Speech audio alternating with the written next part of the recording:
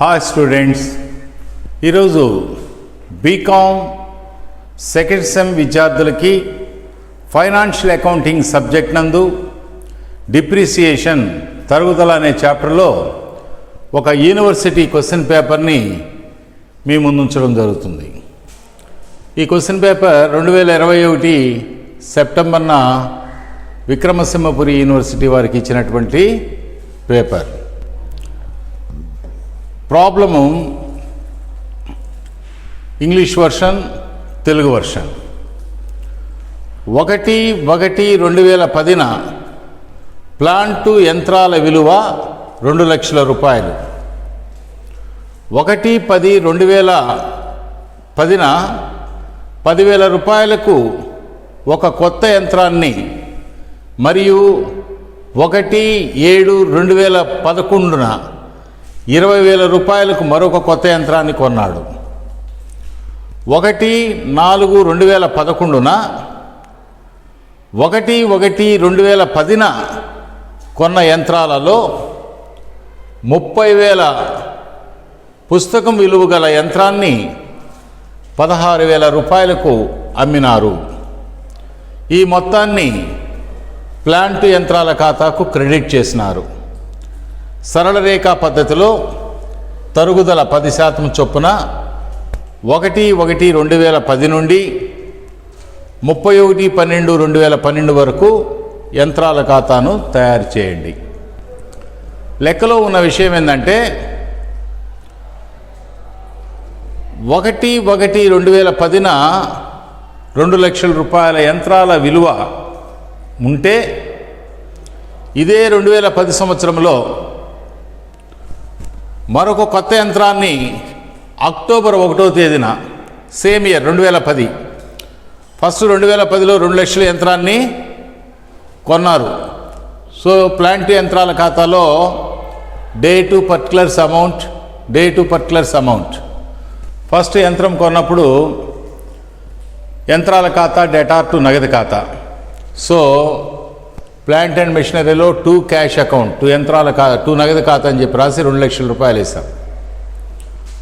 అదే అంటే జనవరి 1న కొన్న యంత్రం ఇది 2 లక్షలు. అదే ఈ సంవత్సరంలోనే అక్టోబర్ 1న మళ్ళా 10,000కి యంత్రాన్ని కొన్నట్టు లెక్కలో చెప్పాడు. 1/10/2010 10,000కు మరో కొత్త యంత్రాన్ని కొన్నారు అని చెప్పాడు. కాబట్టి మళ్ళా సేమ్ 1/10/2010 2 నగదు ఖాతా అని చెప్పి 10,000. ఫస్ట్ యంత్రమేమో జనవరి 1, 2010 కొన్న యంత్రం 2 నగదు ఖాతా. రెండో యంత్రము అక్టోబర్ 1, 2010 2 నగదు ఖాతా 10,000. ఇప్పుడు ఈ 2 యంత్రాల మీద సరళ రేఖా పద్ధతిలో, స్థిర వాయిదాల పద్ధతిలో 10% తరుగుదల అన్నాడు. కాబట్టి మొదటి సంవత్సరం ఎండ్ ఎప్పుడవుతుంది? జనవరిలో మొదలైనటువంటి ఆ సంవత్సరము కరెక్ట్గా డిసెంబర్ 31కి ఎండ్ అవుతుంది. కాబట్టి డిసెంబర్ 31, 2010 అనేసి డేట్లో బై తరుగుదల ఖాతా, బై డిప్రిసియేషన్ అకౌంట్ అని చెప్పి 2 లక్షలు మీద 10%, 2 లక్షలు × 10/100 20,000. అలాగనే రెండో యంత్రం 10,000 మీద కూడా తరుగుదల కట్టాలి. కాబట్టి సేమ్ డేట్ డిసెంబర్ 31 నాటికి బై తరుగుదల ఖాతా, బై డిప్రిసియేషన్ అకౌంట్ అని చెప్పి 10,000 × 10/100 × 3/12. 3/12 ఎందుకు వేస్తున్నాం? అక్టోబర్ 1న కొన్నాడు. అక్టోబర్ 1 నుంచి డిసెంబర్ 31కి ఎన్ని నెలలు? అక్టోబర్ 1 కాబట్టి అక్టోబర్ నెలంతా ఉపయోగించారు. నవంబర్, డిసెంబర్ 31 3 నెలలు కాబట్టి 3/12 వేస్తే 250. ఇప్పుడు నిల్వ తెలిసినట్లయితే ఫస్ట్ ఇయర్ 2 లక్షలు + 10 2,10,000లో ఈ మొదటి యంత్రం మీద తరుగుదల 20,000 సంవత్సరానికి. 250 అనేది 3 నెలలకి ఈ 10,000 యంత్రం మీద తరుగుదల. ఈ రెండు కలిపి తీసేస్తే బై తేల్చిన నిల్వ, బ్యాలెన్స్ క్యారీ డౌన్ అని చెప్పేసి 1,89,750. ఇది నెక్స్ట్ ఇయర్ బిగినింగ్కి. ఇది 2010 అయిపోయింది. 2011 జనవరి 1కి 2 తెచ్చిన నిల్వ అంటే 2 బ్యాలెన్స్ క్యారీ డౌన్. ఈ 1,89,750 ఇలా వేసాం. ఇప్పుడు ఈ సంవత్సరము ఏం జరిగిందంటే 1/4/2011 అంటే రెండో సంవత్సరం ప్రారంభించిన 3 నెలల తర్వాత, అంటే జనవరి, ఫిబ్రవరి, మార్చి అయిపోయింది. ఏప్రిల్ 1న ఏం జరిగిందంటే ఈ 2 లక్షల రూపాయల యంత్రాల్లో 30,000 రూపాయల విలువ గల యంత్రాన్ని 16,000కి అమ్మేశాడు. అంటే కొన్నప్పుడు 2 నగదు ఖాతా అని రాసాం, యంత్రం కొన్నప్పుడు. అమ్మినప్పుడు బై నగదు ఖాతా అని చెప్పి 16,000 చూపడమైంది. అయితే ఈ 2 లక్షల్లో 30,000 భాగాన్ని రెండో సంవత్సరం ఏప్రిల్ అమ్మాడు. అంటే 3 నెలలు ఉపయోగించాడు. రెండో సంవత్సరం అమ్మేదాకా దాన్ని ఉపయోగించాడు. కాబట్టి ఆ 30,000 యంత్రం మీద 10% ప్రకారము 3 నెలలు ఉపయోగించాడు. కాబట్టి 3 నెలలకు తరుగుదల లెక్కిస్తే 750 పోయింది. ఇప్పుడు ఈ యొక్క 2 లక్షల్లో 30,000 భాగాన్నే ఈ సంవత్సరం అమ్ముతున్నాడు. ఇంకా 1,70,000 అమ్మడం లేదు, కొనసాగుతుంది. ఇప్పుడు ఈ 30,000లో అంటే 2 లక్షల్లో 30,000 మొదటి సంవత్సరం 10% అంటే 30,000 3,000 పోతే దాని యొక్క విలువ 27,000 రెండో సంవత్సరం బిగినింగ్లో. ఇప్పుడు 27,000కి మనం లెక్క చెప్పాలా? అమ్మేస్తున్నాం ఏప్రిల్ 4న. 3 నెలలు ఉపయోగించాం కాబట్టి 3 నెలల తరుగుదల 750 పోయింది. అమ్మితే డబ్బు 16,000 వచ్చింది కాబట్టి బై నగదు. కొన్నప్పుడు 2 నగదు రాసాం కాబట్టి యంత్రాన్ని, అమ్మినప్పుడు బై నగదు ఖాతా అని చెప్పి బై క్యాష్ అకౌంట్ అని 16,000 వేసాం. ఈ అమ్మినందువల్ల లాభం వచ్చిందా, నష్టం వచ్చిందా? 30,000 యంత్రాన్ని అమ్మేశాం కదా, రెండో సంవత్సరం 3 నెలలు ఉపయోగించుకుని ఏప్రిల్ 1న అమ్మాం కాబట్టి 16,000కి లాభం వచ్చిందా, నష్టం వచ్చిందా తెలుసుకునేదానికి మనం వర్కింగ్ చేయాలి. ఆ వర్కింగ్ ఇది: calculation of profit or loss on sale of asset. ఆస్తి అమ్మకం మీద లాభమో లేదా నష్టాన్ని లెక్కించుట. ఇప్పుడు 30,000 భాగాన్ని అమ్మేశాడు. 2 లక్షల యంత్రం కొంటే 1/1/2010 నాడు అందులో 30,000 భాగాన్ని, కొంత భాగాన్ని అమ్మేశాడు. కాబట్టి 1/1/2010 30,000. ఆ సంవత్సరం తరుగుదల తీసేయాలి కాబట్టి లెస్ డిప్రిసియేషన్. మొదటి సంవత్సరం చివరి వరకు 31/12/2010 వరకు 3,000. అంటే 30,000లో 10% అంటే 3,000 పోతే 30,000 3,000 తరుగుదల తీసేస్తే 27,000. యాజ్ ఆన్ 1/1/2011 రెండో సంవత్సరం ప్రారంభానికి 27,000. అంటే ఈ 2 లక్షల్లో 30,000 భాగము రెండో సంవత్సరం బిగినింగ్కి 27,000 అయిందనమాట. 30,000 యొక్క ప్రతిరూపం అది మనం ఇక్కడ చూపిస్తున్నాం. As on 1/1/2011 27,000. ఈ సంవత్సరం కూడా దాన్ని 3 నెలలు ఉపయోగించుకొని తర్వాత అమ్మేస్తున్నాడు. So less depreciation for 3 months. అంటే 1/4/2011. అంటే 1/1/2011 నుంచి 1/4/2011కి 3 నెలలు. అంటే 30,000 × 10/100 × 3/12 వేస్తే 750. ఫస్ట్ 30,000 మొదటి సంవత్సరంలో ఉండింది అమ్మే యంత్రం యొక్క భాగం. మొదటి సంవత్సరం తరుగుదల 3,000 తీసేస్తే 27,000 రెండో సంవత్సరం బిగినింగ్కి. రెండో సంవత్సరం 3 నెలలు ఉపయోగించుకున్నాం కాబట్టి దాని మీద తరుగుదల 750 తీసేయాలి. ఇకపోతే అమ్మే రోజుకి యాజ్ ఆన్ 1/4/2011 2011 ఏప్రిల్ 1కి అమ్మే నాటికి యంత్రం యొక్క విలువ 26,250. కొన్నప్పుడు దాని విలువ 30,000. అమ్మే రోజున 26,250. దీన్ని ఎంతకు అమ్మేస్తున్నాం? 16,000కి అమ్మేస్తున్నాం. So less plant sold for 16,000. 26,250 రూపాయల యంత్రాన్ని 16,000కి అమ్మేస్తున్నామంటే 10,250 నష్టం వచ్చింది. ఈ నష్టాన్ని ఇప్పుడు ఎలా చూపించాలా మనం అంటే 2 లక్షల రూపాయలు 1/1/2010లో కొంటే అందులో 30,000 భాగాన్ని 1/4/2011 అమ్మేస్తున్నాం. 16,000కి అమ్మేస్తాం.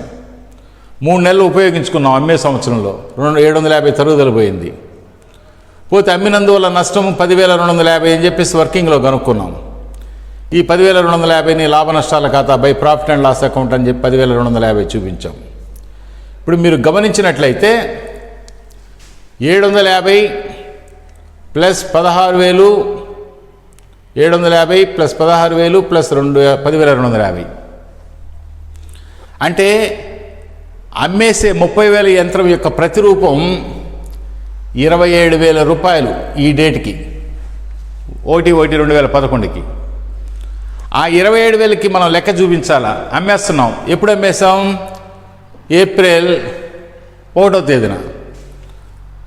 20,000, 2 లక్షల్లో మొదటి సంవత్సరం విలువ 30,000. మనం అమ్మే యంత్రం యొక్క విలువ 30,000 ఈ డేట్కి. ఈ డేట్కి 27,000. 27,000కి సాగనంపుతున్నాం బయటికి. 753 నెలలు ఉపయోగించుకున్నాం, తరుగుదల పోయింది. అమ్మితే 16,000 డబ్బు వచ్చింది.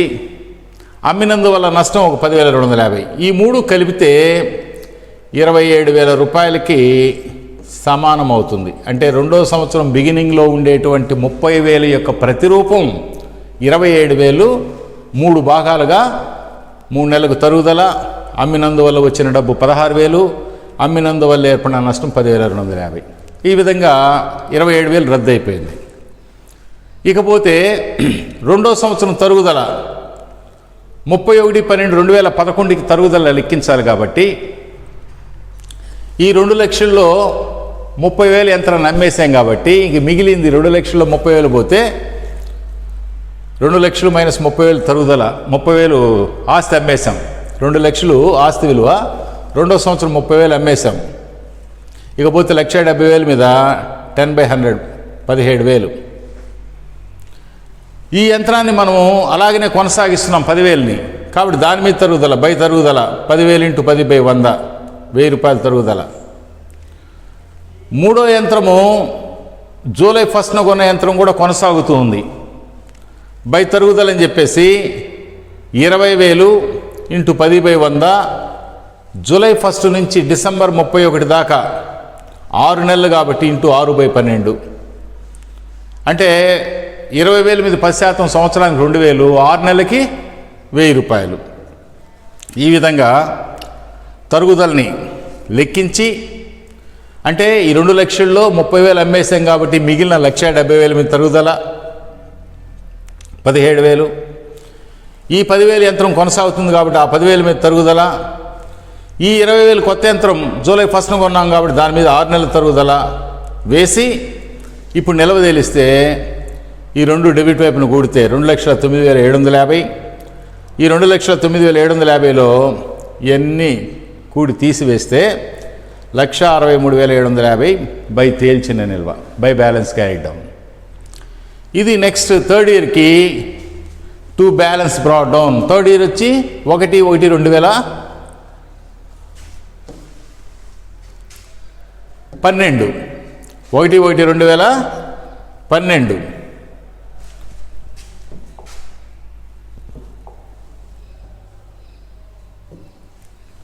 1/1/2012 టు బ్యాలెన్స్ బ్రాడ్ డౌన్ చెప్పి 1,63,750 చూపించాం. ఇప్పుడు 31/12/2012 నాటికి సంస్థలో ఉండేటువంటి 3 యంత్రాల మీద తరుగుదల లెక్కించాలి. ఫస్ట్లో 2 లక్షలు కొన్నాం, దానిలో 30,000 అమ్మేశాం, ఇంకా 1,70,000. రెండో యంత్రం 10,000 అలాగనే కొనసాగుతుంది. రెండో సంవత్సరంలో జూలై 1న ఒక 20,000 కొన్నాం. ఈ 3 యంత్రాలు సంస్థలో ఉన్నటువంటివి. 2 లక్షల్లో 30,000 అమ్మేసాం కాబట్టి 1,70,000 కొనసాగుతుంది, అదొక యంత్రము. 10,000 యంత్రం కొనసాగుతుంది కాబట్టి రెండో యంత్రము. 20,000 యంత్రం కొనసాగుతుంది కాబట్టి మూడో యంత్రము. ఈ మూడింటి మీద తరుగుదల 1,70,000 ప్లస్ 10,000 ప్లస్ 20,000 అంటే 1,70,000 10 1,80,000 ప్లస్ 20. 2 లక్షల మీద 10% కడితే 20,000. ఇప్పుడు నిల్వ తేల్చేస్తాం. 1,63,750లో 20,000 పోతే 1,43,750 మూడో సంవత్సరం నాటికి 3 యంత్రాల యొక్క తేల్చిన నిల్వ. ఈ విధంగా పరీక్షల్లో లెక్క చక్కగా చదువుకొని ఈ యొక్క అమ్మేసిన యంత్రం మీద నష్టాన్ని ఎలా లెక్కించామనేది కూడా వర్కింగ్ చూపించాలి. పరీక్షల్లో చక్కగా మీరేం చేస్తారంటే ఫస్ట్ ఇంగ్లీష్ వర్షన్ కానీ తెలుగు వర్షన్ కానీ లెక్క చదువుకోండి. ఇక్కడ ఇచ్చిన ఇన్ఫర్మేషన్లో మొదటి సంవత్సరం 2 లక్షలకు ఒక యంత్రాన్ని కొన్నాడు. అదే సంవత్సరం అక్టోబర్ 1న 10,000కి రెండో యంత్రాన్ని కొన్నాడు. 2 లక్షలు జనవరి 1న కొన్నాడు, 10,000 అక్టోబర్ 1న కొన్నాడు. దాని మీద తరుగుదల కట్టాం. తర్వాత రెండో సంవత్సరము 20,000కి జూలై 1న మరొక యంత్రాన్ని కొన్నాడు. జూలై 1న మరొక యంత్రాన్ని కొన్నాడు, చూపించాం. రెండో సంవత్సరం జరిగిన విషయం ఏంటంటే 1/4/2011 అంటే 1/4/2011 అంటే ఏప్రిల్ 1న 1/1/2010 కొన్న 2 లక్షల రూపాయల యంత్రంలో కొంత భాగం 30,000ని ఏప్రిల్ 1, 2011 16,000కి అమ్మేశాడు. అంటే ఈ 2 లక్షల రూపాయల యంత్రంలో 30,000 భాగాన్ని రెండో సంవత్సరం అంటే 11లో ఏప్రిల్ అమ్మేశాడు 16,000కి. అంటే అమ్మేదాకా 3 నెలలు ఉపయోగించుకున్నాడు కాబట్టి తరుగుదల 750. అమ్మినందువల్ల నష్టము 10,250. ఈ 3 ఏప్రిల్ నాటికి మనము చూపించాలి, యంత్రాల ఖాతా క్రెడిట్ చేయాలి. అమ్మేసే యంత్రం మీద 3 నెలలకు తరుగుదల, అమ్మేసే యంత్రం మీద వచ్చిన డబ్బు, అమ్మినందువల్ల నష్టం, ఈ 3 కలిపితే ప్రారంభంలో ఈ 30,000 2 లక్షల్లో అమ్మేసే యంత్రం యొక్క 30,000 యొక్క ప్రతిరూపం 27,000 కాబట్టి ఆ 27,000కి 3 సమానం అవుతాయి. ఇంకా మిగిలిన యంత్రాలు 2,30,000 పోతే రెండో సంవత్సరం 1,70,000 కొనసాగుతుంది, దాని మీద తరుగుదల. 10,000 కొనసాగుతుంది కాబట్టి దాని మీద తరుగుదల. 20,000 కొనసాగుతుంది కాబట్టి దాని మీద తరుగుదల. కట్టి నిలవ తేల్చి మూడో సంవత్సరాన్ని ఈ విధంగా చూపించాం. 3 స్లైడ్స్ చక్కగా అబ్జర్వ్ చేసి అర్థం చేసుకుంటారని ఆశిస్తూ, ఈ వీడియో కానీ నచ్చినట్లయితే బెల్ ఐకాన్ బటన్ నొక్కి సబ్స్క్రైబ్ చేయండి. మరొక టాపిక్లో మిమ్మల్ని కలుస్తాను. అంతవరకు సెలవు. ధన్యవాదములు.